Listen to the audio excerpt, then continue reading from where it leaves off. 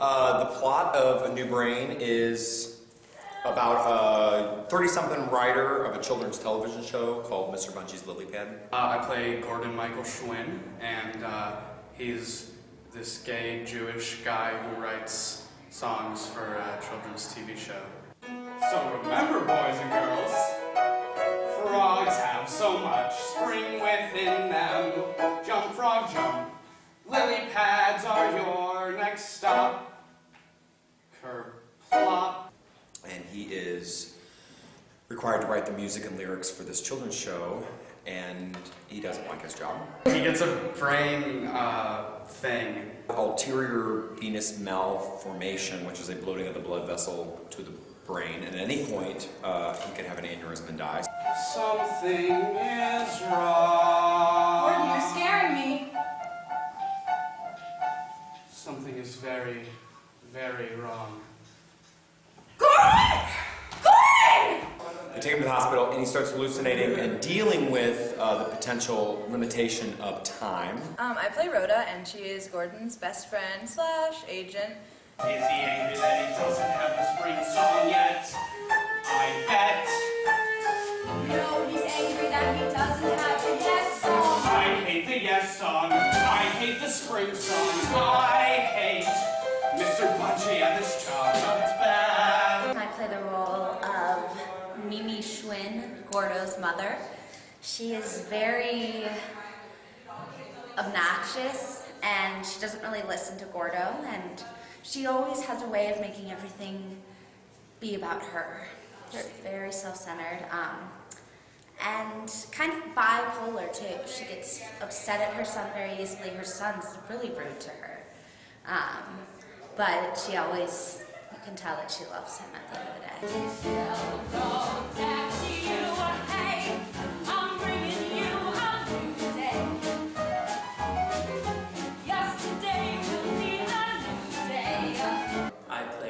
And I am Gordo's partner. I'd rather be singing, yes I would.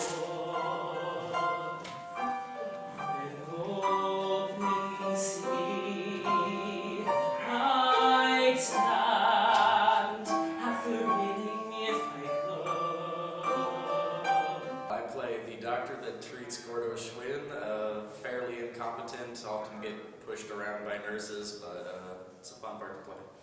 What's going on inside his brain? I play Richard, fat nurse. Basically, he's a nurse that really hates his job. Basically, it's mainly the doctor throughout the whole musical. No one really realizes that he does most of the duties throughout the hospital. And getting older, getting grayer. Stop being Curtis before, it's getting Curtis before. Hell, it's just more of saying, hell me, I'm a player. I play two characters. I start off as a waitress who's really perky and bubbly, and she loves the TV show that Gordo writes for, and she's just kind of obnoxiously cute. Which isn't a fish, but lives in the sea, as said in the dish. It happens to be the fish of the day. My second character is a bitch. Her name is Nancy. She's the head nurse, and she's just really rude to Gordo and his family and everyone else, really. She hates Richard, the nice nurse, who's really big, and she always makes fun of him, and she calls herself the thin nurse. And I play the minister, which is really originally meant for a guy, but I have a very low voice, so they gave it to me. Stories of passion, stories of friendship, and tales of how romance survives. I feel like my character is kind of like a spiritual guide throughout the show, and she kind of constantly brings, she or he, whatever, brings Gordo kind of like back to reality and like make him, even though like he doesn't end up believing in what my character wants him to believe in, I feel like she makes him think about the bigger picture. Well, I play a guy called Mr. Bungee, and he is the star of a children's TV show that Gordo writes songs for, and I come to life in his brain when he starts having brain problems. Mr.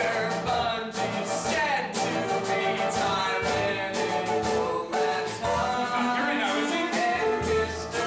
Bungie always runs. I play the homeless woman. Her name's Lisa, and she's this tough as nails homeless woman.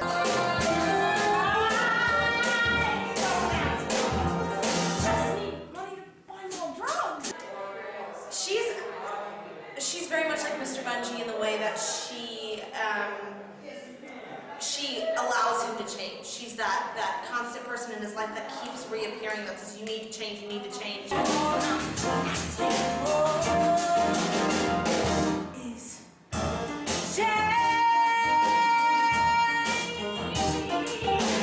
It's definitely a lot edgier. I don't think a lot of other high schools wouldn't dare tackle this show, but Mr. Schaefer, you know.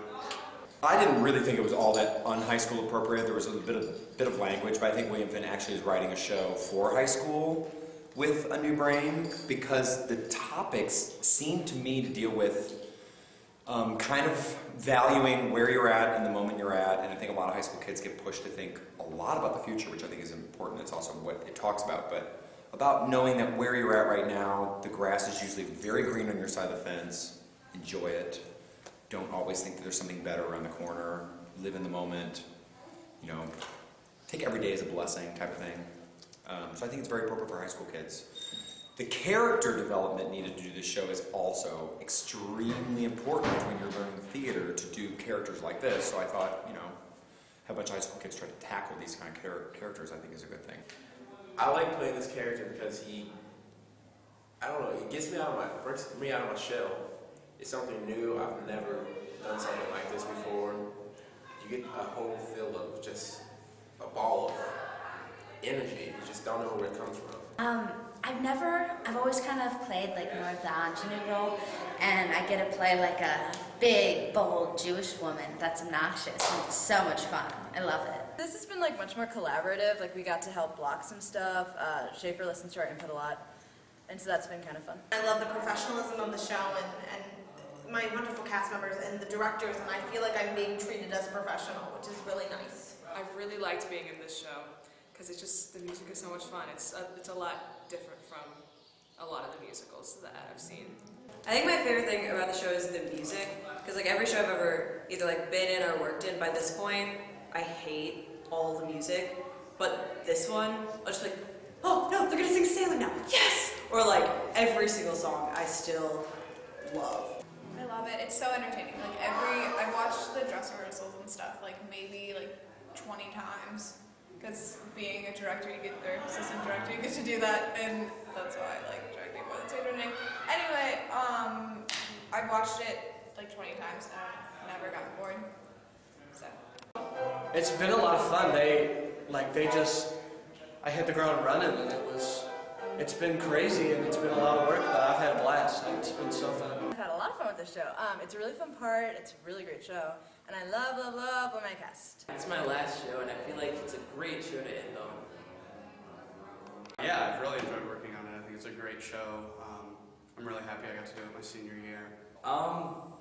It's definitely the most worthwhile experience I've had at Webster. It's got a lot of really different points to really make with it. It's really going out to, say something about, gay relationships and hospitals today and just sort of life and how to deal with things. And it actually teaches you some life lessons. Really, I want people to leave knowing the value of time. A lot of people don't think about their mortality per se because it's kind of a rather depressing topic, and the play kind of touches on that in the second act a little more than the first. But by the end of the second act, we assume that maybe the main character is going to die, so we see the worst.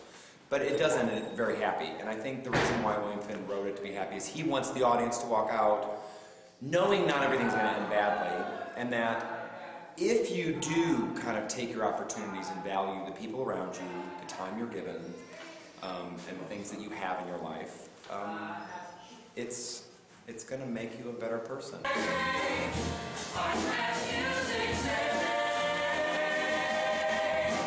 Maybe